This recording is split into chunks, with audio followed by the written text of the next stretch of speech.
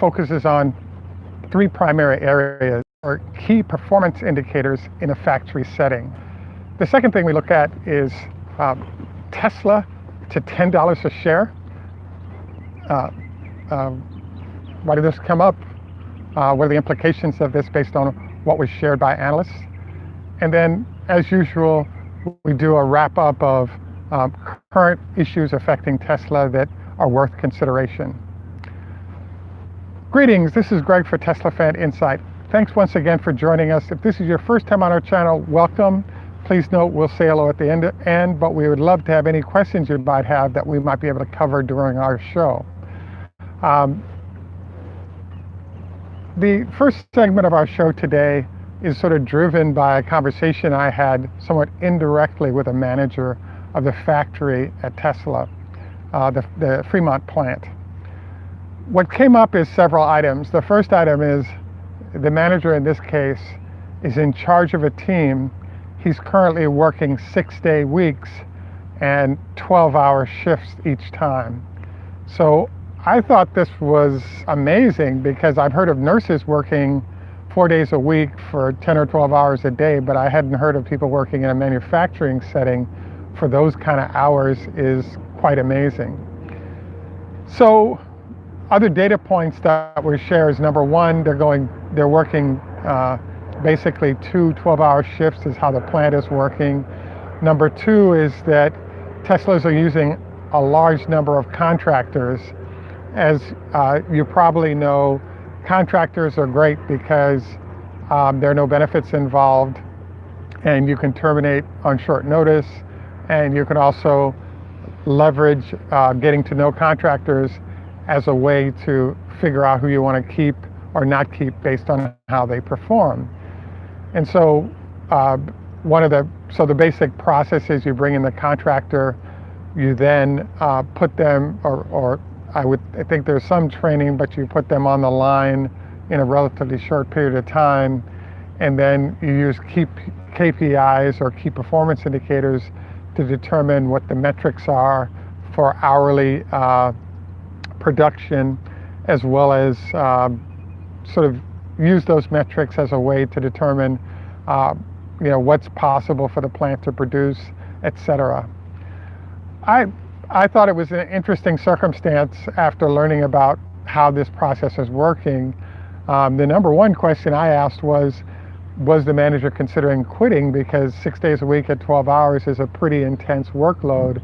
And the answer given was, heck no. There's a love of the job and the fact that the company's changing the world, and there's a real strong interest in maintaining the pace as a way to be part of a huge difference making that Tesla represents. So I thought that was kind of cool. I have to admit, I don't know that many people would be willing to sacrifice potential family issues in order to push those kind of hours on behalf of any company, including Tesla. So I just thought that was kind of fascinating. The next thing that popped up for me was usually, so what I'd like to do is a contrast. So I also met an engineer who's in one of the Alabama plants at Honda, and what he explained was that his factory is producing 1,600 vehicles a day. There are 2 plants, 800 vehicles apiece, and they have an engine plant that's doing 3 shifts. At Honda, they're actually running 2 8-hour shifts daily from both plants.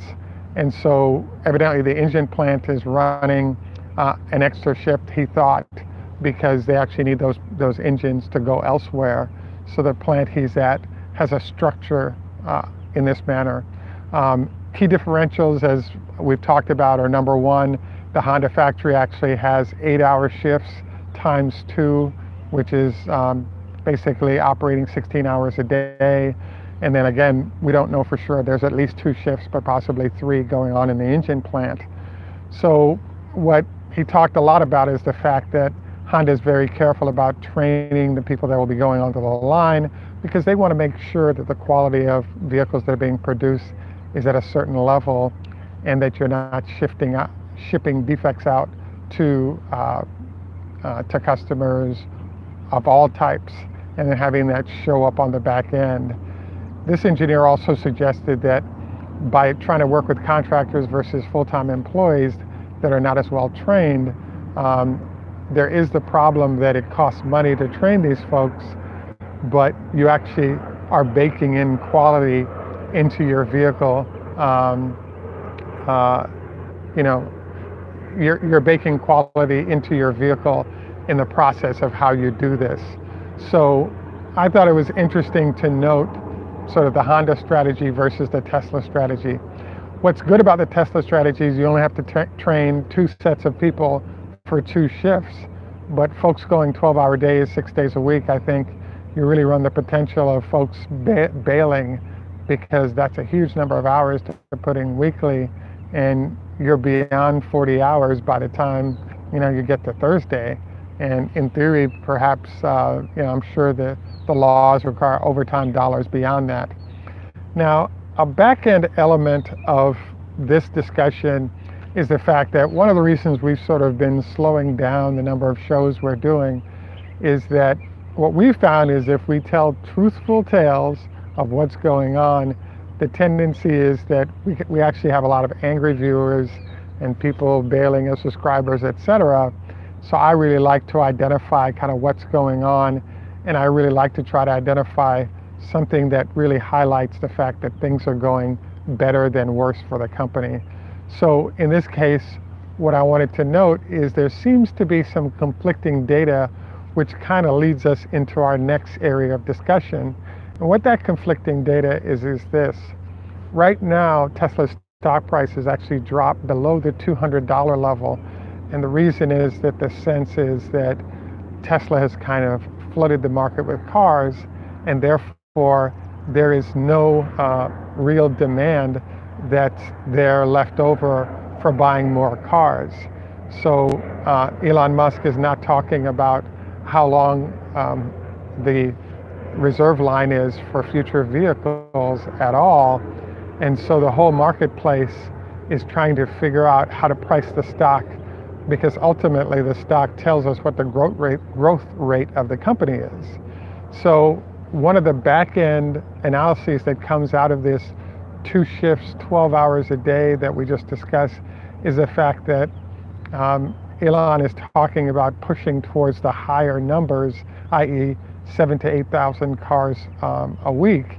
And if they're doing these 2 shifts, it's a sign that they actually have a real shot of getting that done.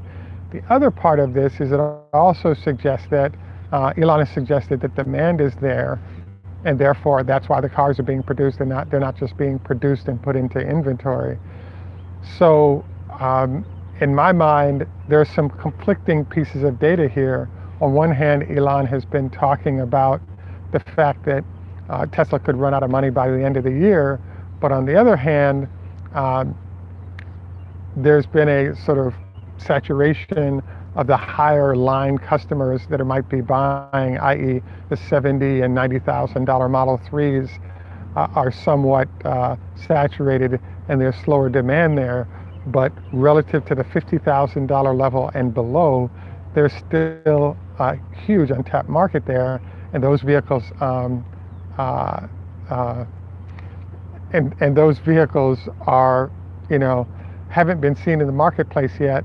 And I believe these are the vehicles that are being produced in large numbers that will help boost the revenue numbers for Tesla nicely. My only concern is I'm just hoping that the profit number is high enough to make sure that those sales don't jeopardize the overall company. So the back-end argument from the recent piece of data that we're covering, which is key performance indicators at Tesla, is just the fact that, hey, the company is producing a lot of cars right now, and the suggestion is those cars have been ordered by customers. So the demise of the company based on lack of demand that's been out there as a dialogue point affecting the stock price, as you notice, it kind of stabilized a little bit, but it's now starting to move back up as we're starting to get a sign that there's a lot of production going on. But there's still a question mark, and the question mark is, yes, production is rising in terms of number of vehicles produced. Is there the demand on the other side for those vehicles to pay for that production. And the suggestion by Elon right now is, yes, it's there, and it sort of begs the question of what's the reality, his argument that the demand is there, or the fact that he's just producing a lot of cars. He's just producing a lot of cars that won't be sold. Our analysis is that I want to say, you're not supposed to admit you're confused, but the problem that we've talked about in other shows is that it's been demonstrated in the United States and in Europe that vehicles sub $50,000, and particularly, this is US, sub $40,000, have very large amounts of demand, because particularly in Europe, the tax implications of these new vehicles can be rather punitive and huge.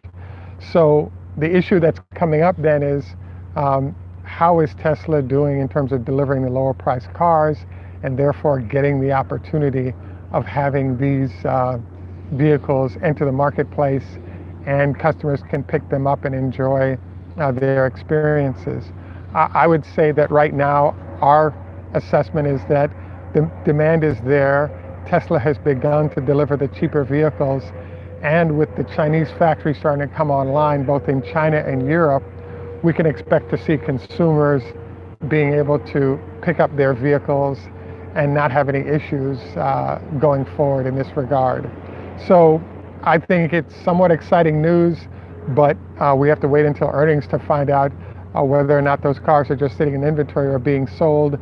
Our assessment is that they are being sold, which is why we're starting to see the pickup in the stock price again.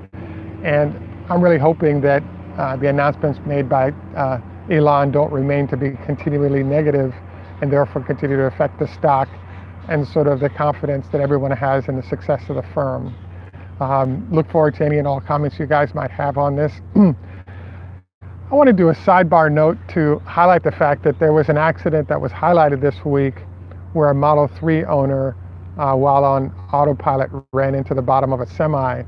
The suggestion was that one of the challenges they're having with autopilot is when you have a truck that's perpendicular or crossing a road while the car is coming at it in this fashion, there's a way in which that's not often seen by the autopilot, and so there's a perception that that's an overpass that the truck or the vehicle is moving towards, rather than a truck that it can't go underneath. So for those of you who are owners of any of the Tesla models and you like to use autopilot, just note that trucks crossing the roadway in front of you, there might be some issues with the vehicle being able to recognize the circumstance and respond appropriately. So in terms of exerting control, we would encourage you to consider, thinking this through in terms of your process of use of this. The next issue that we're kind of looking at is kind of what's going on with the stock and what do we expect. I'm just, Donovan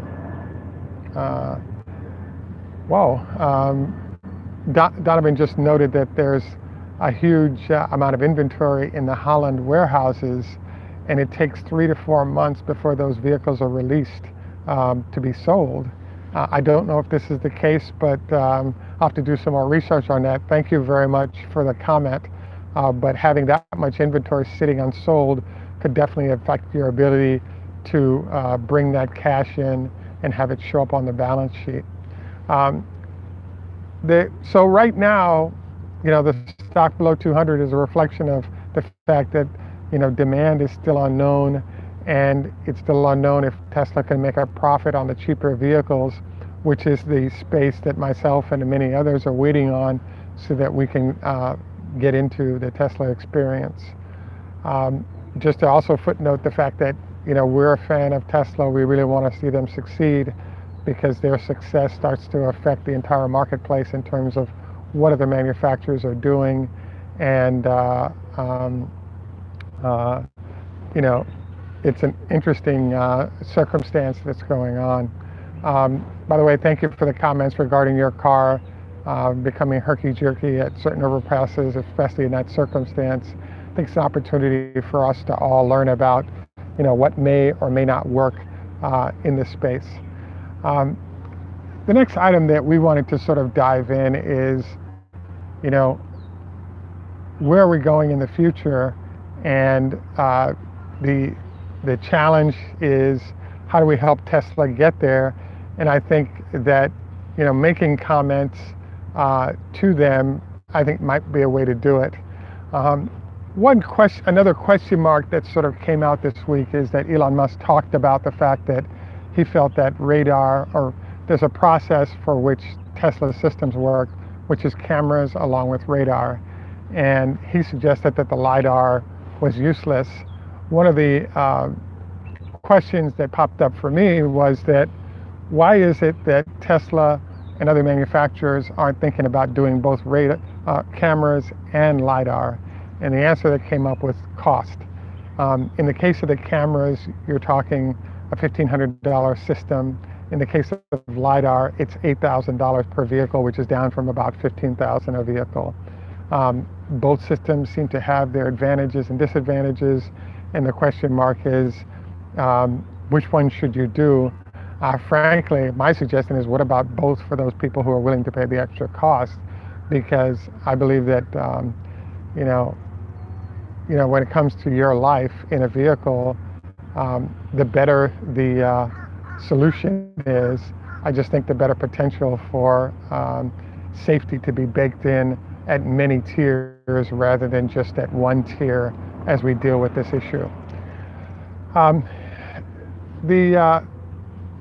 Right now it's Memorial Day here in the Washington, D.C. area. We have what's called Rolling Thunder, large number of motorcycle owners, many of them vets that are in town to honor those vets. We also have new names being added to the Vietnam Memorial as remains have been found. And so there's a ceremony that includes those motorcycle riders in that regard.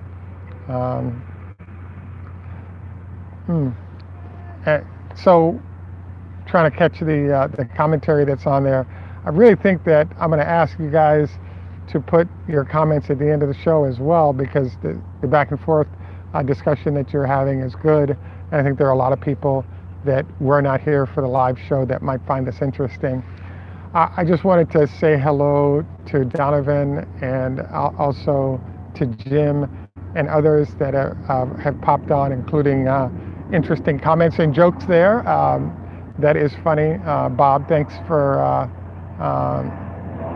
wow. I didn't know that Harley had gone for an electric vehicle. And so that's exciting to know that they're getting into the game, and it's definitely needed. Interesting. There's an argument, Robert, between LiDAR and non-LiDAR, or the methods that are used by Tesla. I'm actually told that there are benefits to both, and I'm not an expert on it, so I'm not going to even pretend. My argument is, if they both are doing a decent job, why not have both to make people as safe as possible? But cost-wise, right now, that's unrealistic.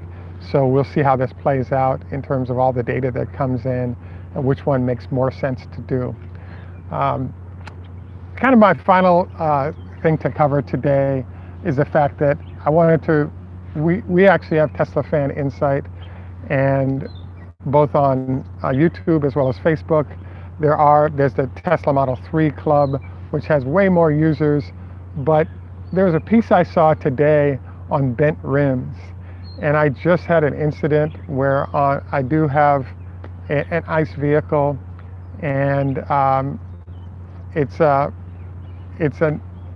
nightmare where you're in cities with bad roads, because I bent a rim and lost two tires in a pothole incident. After the winter months are over, they don't have time to repair the potholes immediately. And so I ended up bending a rim. And so there was a discussion by a Model 3 owner who's on his either second or third iteration of bent 19-inch rims in the New York City area. And his response to this is that he's actually going to try to fit 18-inch rims onto the car because it gives more cushion.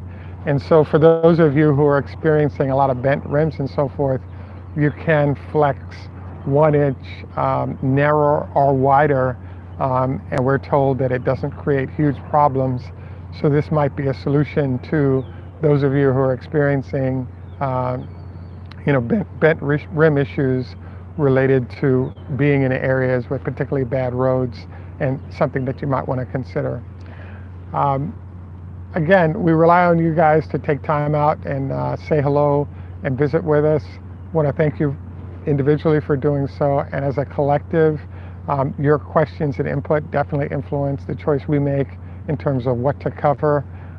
Greetings, Josh, Robert, Donovan, Robert, it's Bob. Wanted to thank all of you for your comments, etc. Interesting. I didn't. James Knapp just pointed out that Lidar is being used by Elon Musk when it comes to how SpaceX lands boosters and docking. So I think that's another fascinating little piece of data, and I appreciate your sharing that. That is weird that he's using, hey Stephen, that is weird that he's actually using Lidar and doesn't like it for Tesla vehicles, but likes it for SpaceX. Thanks for sharing that. That's a fascinating comment. So at this portion of the show, wow, interesting. Thanks, Josh, for the comment. Josh pointed out that Elon had created Lidar himself from the ground up, and it's a better application for the job of landing in that fashion. At this portion of the show, I wanted to get into we try to get into health tips for the week. Of course, we always do our 20 leg lifts per leg a day. I had an interesting conversation with a scientist who's at the NIH here, and is generally involved in some pretty interesting sort of better health management processes. One thing we discussed is not eating within 2 hours of going to bed, preferably 4 hours. She also suggested putting perhaps a wedge under your pillow. That way it elevates your upper body slightly, so it further reduces the potential for acid reflux. And so I thought that was an interesting comment. In general, moving towards more of a plant-based diet and exercise was also highlighted. But in general, I just want to note that we all have our health, and it's an awesome thing to maintain, so we don't have problems in that regard. You asked, why does the radar and cameras not pick up things like the truck that was articulated?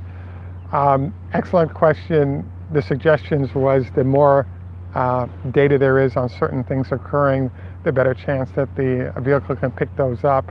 And trucks going perpendicular to the roadway is not a typical activity, hence why it's not necessarily baked in. So that's the early answer, but we'll do some more research on that and be able to add that in as things to consider going forward. At any rate, I don't want to drag in if we don't have quality stuff to cover as usual. Once again, thank you for joining us. Please remember to like and subscribe.